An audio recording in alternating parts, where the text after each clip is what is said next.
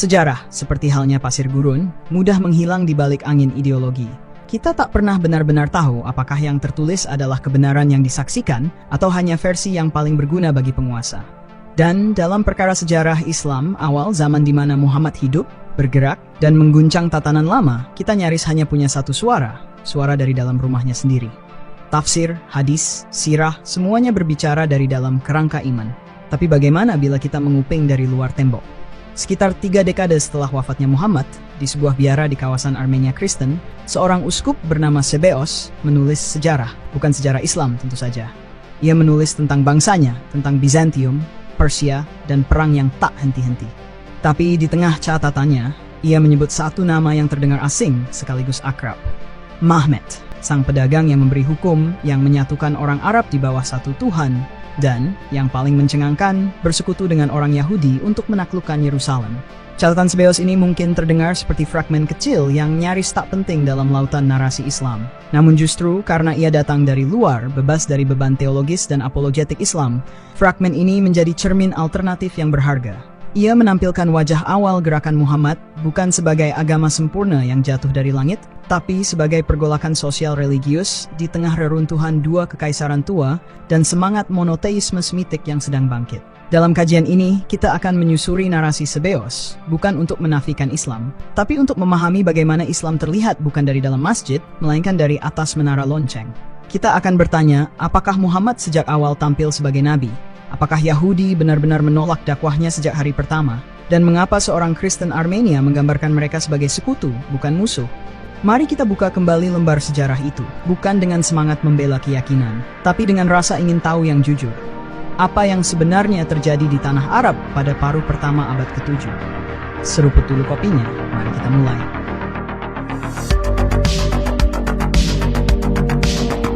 Nama Sebeos mungkin terdengar asing bagi banyak orang di luar lingkar studi sejarah Timur Dekat, tapi bagi peneliti awal mula Islam, ia adalah saksi tak langsung yang nyaris tak ternilai. Ia bukan nabi, bukan jenderal, apalagi sahabat Muhammad. Ia hanyalah seorang uskup Armenia, kemungkinan besar hidup di pertengahan abad ke-7, yang mencatat peristiwa politik dan militer yang melanda kawasan di mana negerinya menjadi perbatasan antara Bizantium Kristen dan Persia Zoroastrian. Kroniknya yang kini dikenal sebagai The History Attributed to Sebeos bukanlah tulisan sistematis tentang Islam, apalagi sebuah biografi nabi. Ia menulis untuk mencatat gejolak geopolitik yang melanda dunia Kristen Timur, termasuk kekacauan internal Armenia, invasi Persia, kebangkitan Heraklius, dan akhirnya gelombang tak terduga dari selatan bangsa Arab, yang sebelumnya hanya dikenal sebagai suku-suku pengembara di padang pasir. Di tengah narasi perang dan diplomasi, Sebeos mencatat sesuatu yang ganjil namun signifikan, bahwa gerakan militer Arab dipimpin oleh seorang pedagang bernama Mahmet, yang berhasil menyatukan kaumnya melalui ajaran Ibrahim. Ia mencatat ini bukan dengan nada hina atau puja, tapi sebagai fakta sejarah, bahwa ada kekuatan baru muncul, dan kekuatan ini punya arah yang berbeda dari penyembah berhala sebelumnya. Kronik ini kemungkinan ditulis sekitar tahun 660, kurang lebih 30 tahun setelah wafatnya Muhammad. Dan meskipun ditulis dari sudut pandang luar, tak ada nada panik atau demonisasi khas propaganda perang salib. Sebaliknya, Sebeos memperlakukan gerakan Arab sebagai fenomena religius dan politis yang serius, sebuah sistem keyakinan baru yang menjanjikan kesatuan dan keadilan di tengah kehancuran dua imperium lama. Dan inilah yang membuat tulisan Sebeos begitu penting. Ia hidup cukup dekat dengan peristiwa, tapi cukup jauh dari dogma. Berbeda dengan kita yang hidup jauh dari peristiwa, tapi dogma melekat di kepala. Ia tidak punya kepentingan untuk memuliakan Muhammad, tapi juga tidak sibuk menciptakan monster darinya. Apa yang ia lihat, ia catat. Dan catatan itu yang tersimpan dalam naskah-naskah Armenia dan baru diterjemahkan secara penuh pada abad ke-20 menjadi jendela kecil yang mengintip bagaimana dunia luar melihat Islam pada masa paling awalnya, sebelum tafsir dan teologi merapatkan narasinya.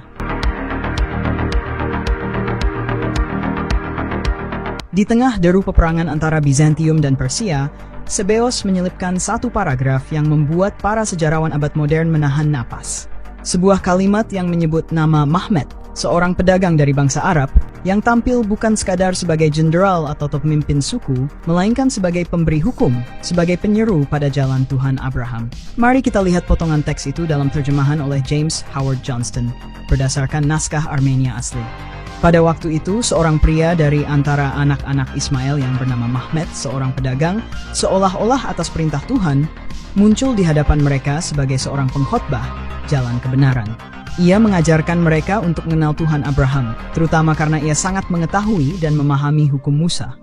Ia memerintahkan mereka semua untuk berkumpul dan bersatu, serta meninggalkan ajaran-ajaran sesat mereka. Ia mendorong mereka untuk mengenal Tuhan Abraham.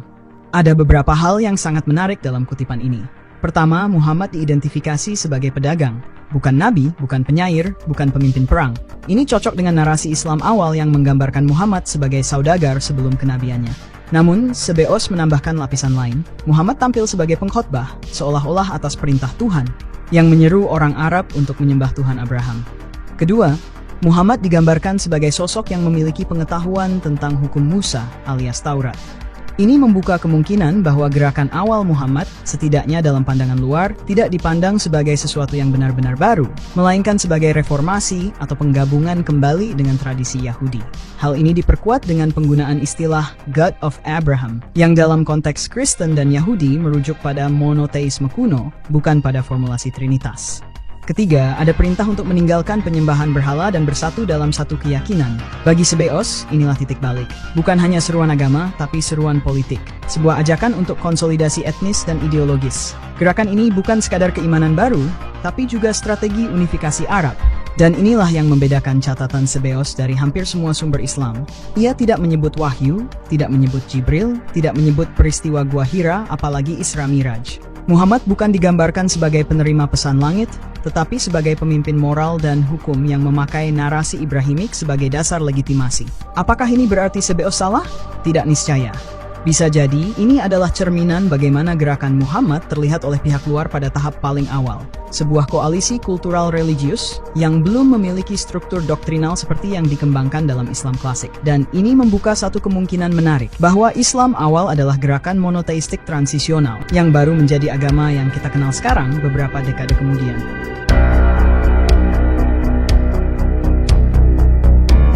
Salah satu aspek paling mencengangkan dari kronik Sebeos adalah bagaimana ia menggambarkan aliansi antara orang Arab dan Yahudi dalam fase awal ekspansi gerakan Muhammad.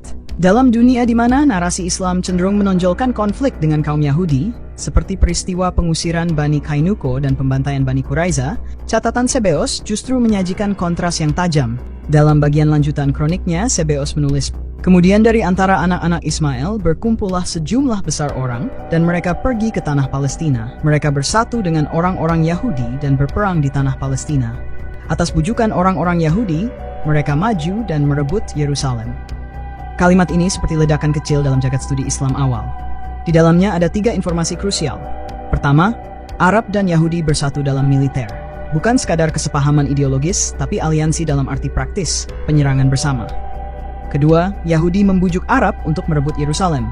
Ini memberi kesan bahwa pihak Yahudi melihat momentum dalam kekuatan baru ini dan menggunakan aliansi tersebut untuk mengakhiri dominasi Kristen Bizantium di kota suci yang telah melarang mereka masuk sejak abad keempat. Ketiga, Yerusalem berhasil direbut oleh koalisi ini. Catatan Sebeos selaras dengan fakta sejarah bahwa kota tersebut jatuh ke tangan Arab sekitar tahun 638, hanya sekitar 6 tahun setelah wafatnya Muhammad. Bila kita tarik benang historisnya, kita bisa melihat bahwa sejak kekalahan Persia dalam Perang Heraklius, sekitar tahun 628, kawasan Palestina mengalami vakum kekuasaan dan trauma perang. Orang Yahudi, yang selama ini ditekan oleh Kristen Bizantium, melihat kesempatan untuk pulang ke rumah, melalui bantuan kekuatan baru dari selatan, yakni bangsa Arab yang, dalam pandangan mereka, memuliakan Tuhan yang sama dan menolak berhala. Narasi ini sangat kontras dengan doktrin Islam klasik yang menyatakan kaum Yahudi menolak kenabian Muhammad dan berkonspirasi melawan Islam. Tentu bisa saja kedua narasi ini mencerminkan 2 fase berbeda, awal yang bersahabat dan akhir yang penuh konflik. Tapi bisa juga, seperti dibayangkan oleh beberapa sejarawan modern, bahwa Islam awal belum sepenuhnya berbeda dari Yudaisme. Ia terlihat sebagai reformasi dalam tradisi Ibrahimik yang menyatukan Semit Selatan dan Semit Utara dalam bingkai teologis dan politis yang longgar. Apa yang kita lihat di sini bukan hanya pergeseran naratif, tetapi juga pergeseran cara memahami Islam itu sendiri. Aliansi Yahudi-Arab dalam catatan Sebeos menantang narasi eksklusivitas sejak awal. Ia menunjukkan bahwa Islam bisa saja lahir sebagai proyek kolektif Semitik sebelum sebelum akhirnya dikodifikasi menjadi agama tersendiri setelah interaksi dan negosiasi internal, baik politis maupun teologis.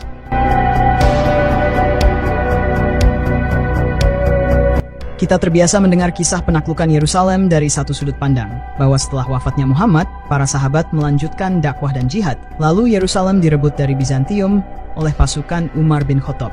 Dalam versi ini, penaklukan tampak seperti ekstensi dari wahyu, murni, ideologis, dan spiritual. Tapi kronik Sebeos menampilkan sesuatu yang lebih rumit dan mungkin lebih manusiawi. Ia menarasikan penaklukan Yerusalem bukan sebagai momen teologis semata, tetapi sebagai hasil dari kalkulasi geopolitik yang didorong oleh aliansi strategis antara orang Arab dan Yahudi. Dalam kroniknya, tidak ada Umar bin Khattab yang datang dengan kesalehan dan surat damai. Yang ada adalah koalisi bersenjata, digerakkan oleh harapan dan dendam lama terhadap kekaisaran Kristen. Hal ini beresonansi dengan kenyataan sejarah bahwa sejak Kaisar Konstantinus mengkristenkan kekaisaran Romawi pada abad keempat, orang Yahudi dilarang mengakses Yerusalem. Mereka dicabut dari kota yang pernah menjadi pusat spiritual mereka selama berabad-abad. Ketika Persia sempat merebut Yerusalem pada awal abad ke-7, Yahudi Palestina sempat diizinkan kembali masuk oleh pihak Persia, namun kemudian diusir lagi setelah Bizantium mengambil alih kembali kota itu. Lalu datanglah para penunggang unta dari selatan dengan semangat Ibrahim dan janji akan keadilan. Bagi sebagian Yahudi, ini adalah tanda zaman, sebuah peluang untuk membalikkan kutukan sejarah. Maka ketika Arab menyerang Yerusalem, mereka tidak berdiri sendiri. Ada tangan-tangan Yahudi yang membantu membukakan jalan, bukan karena wahyu, tetapi karena sejarah luka dan harapan akan rumah lama yang bisa kembali dihuni. Tentu, penaklukan ini tetap punya warna religius. Orang Arab tidak menyerang atas nama Kaisar, tetapi atas nama Tuhan. Tapi Tuhan yang dimaksud di tahap awal ini, menurut Sebeos, bukanlah satu sistem dogma final seperti dalam fikih kemudian. Ia lebih menyerupai semangat monoteisme kuno, semacam panggilan kepada akar bersama antara Arab dan Yahudi, Tuhan Abraham. Dan disinilah letak transisinya. Penaklukan Yerusalem menjadi titik temu antara agama sebagai inspirasi dan agama sebagai institusi. Sesudah itu, sejarah akan bergerak cepat. Koalisi akan retak, kekuasaan akan memerlukan struktur, dan keyakinan yang dulu lentur akan dikodifikasi menjadi sistem. Islam sebagai agama resmi, lengkap dengan syariat, tafsir, dan tentu saja batas-batas terhadap yang lain termasuk kaum Yahudi. Namun, catatan Sebeos menyimpan fragmen masa ketika semuanya belum selesai, ketika batas antara Arab, Yahudi, dan Ibrahim masih kabur, ketika agama belum sepenuhnya dikunci oleh ortodoksi. Sebuah masa di mana Yerusalem bukan hanya direbut, tapi ditafsir ulang.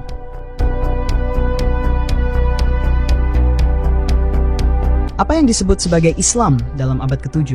Apakah sudah seperti yang kita kenal hari ini? Apakah ketika Muhammad masih hidup, umatnya sudah merasa bagian dari agama baru bernama Islam, dengan rukun, kitab, dan batas-batas yang rapi seperti sekarang? Jika kita melihat dengan kacamata kronik Sebeos, jawabannya barangkali belum tentu. Sebeos tidak menggunakan istilah Islam atau Muslim dalam pengertian doktrinal seperti dalam literatur klasik Arab.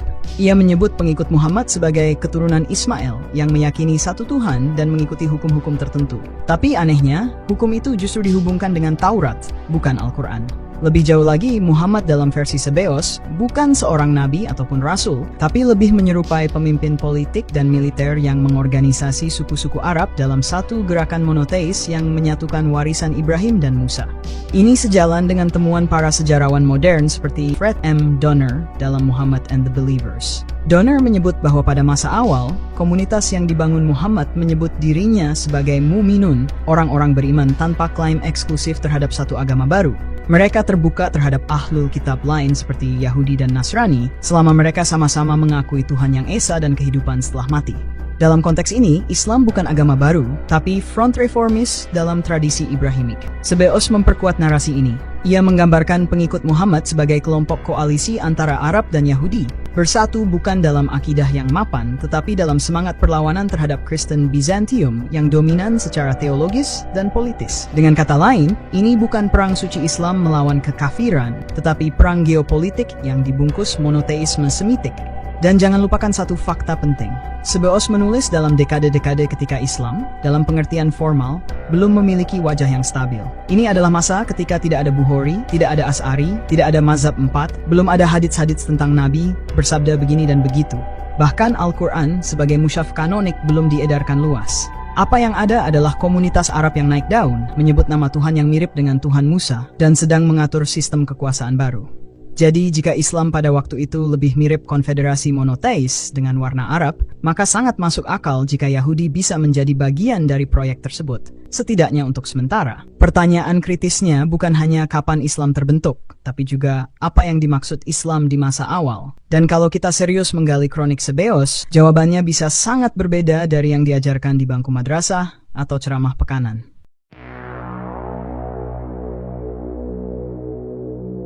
Catatan Sebeos bukan sekadar kronik asing yang menyinggung nama Muhammad.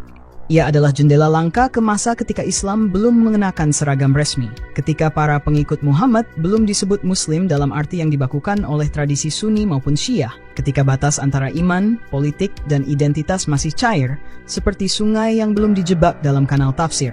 Relevansinya bagi kajian Islam awal tidak bisa dianggap remeh. Sebeos menghadirkan dua tantangan besar. Pertama, tantangan terhadap narasi tunggal. Islam klasik sering dibingkai dalam bentuk yang sudah utuh sejak hari pertama. Wahyu turun, umat taat, hukum ditegakkan. Tapi kronik Armenia ini menampilkan wajah lain, bahwa awal mula komunitas Muhammad bisa jadi lebih multivokal, lebih terbuka, bahkan bersifat koalisi lintas agama. Ia tidak lahir sebagai agama monolitik, tetapi sebagai gerakan yang menampung aspirasi monoteis dari berbagai kelompok Semitik yang selama ini ditekan oleh Bizantium. Kedua, tantangan terhadap eksklusivisme retroaktif. Dalam literatur klasik, konflik dengan kaum Yahudi dianggap sebagai takdir sejarah. Tapi jika Sebeos benar, maka hubungan itu lebih kompleks, dan bahkan dimulai dengan kerjasama. Artinya, eksklusivisme Islam yang kemudian muncul bisa jadi merupakan hasil proses politik dan institusionalisasi belakangan, bukan bagian dari fondasi awal. Dari sinilah kita bisa bertanya lebih lanjut. Apakah narasi mainstream yang kita warisi hari ini merupakan refleksi jujur atas sejarah? Ataukah konstruksi pasca fakta oleh otoritas keagamaan yang ingin memurnikan masa lalu agar selaras dengan doktrin masa kini? Sebeos tidak memberi kita jawaban final, tapi ia memberi gangguan. Dan dalam dunia studi sejarah, gangguan itulah pintu awal menuju pemahaman yang lebih dalam. Maka jangan heran jika catatan kecil dari Armenia ini terus menggema di ruang-ruang seminar, jurnal akademik, dan percakapan orang-orang yang berani bertanya. Sebab terkadang sejarah tidak disimpan oleh yang menang. Ia justru bersembunyi di pojok-pojok catatan minor, seperti tangan-tangan Yahudi dan Arab yang, menurut Sebeos, pernah bersama-sama mengetuk gerbang Yerusalem.